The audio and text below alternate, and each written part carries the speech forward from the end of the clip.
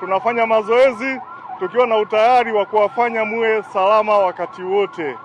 Kuelekea kwenye kipindi cha uchaguzi mkuu tarehe 29, tunataka kuwahakikishia kwamba mkoa wa Tabora uko salama, utakuwa salama, uchaguzi utafanyika kwa usalama, na baada ya uchaguzi tutauacha mkoa wetu ukiwa salama. Hilo ni hakikisho ambalo Jeshi la Polisi mkoa wa Tabora tunalitoa kwenu, mkatimize haki yenu ya kikatiba ya kupiga kura kwa usalama, na baada hapo kila mtu arudi nyumbani. Lakini ni wasii na kuwakumbusha, hususan kundi la vijana, msijihusishe na uchochezi wa aina yoyote unaweza kufanyika kwenye mitandao ya kijamii.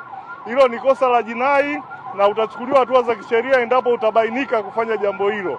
Tusijihusishe, tusiogope kwa maneno yote yanayosemwa ya kiuchochezi.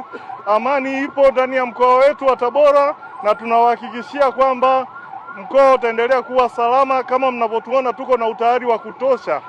Jeshi la Polisi litatimiza wajibu wake kwa kuheshimu sheria na taratibu za nchi zilizopo.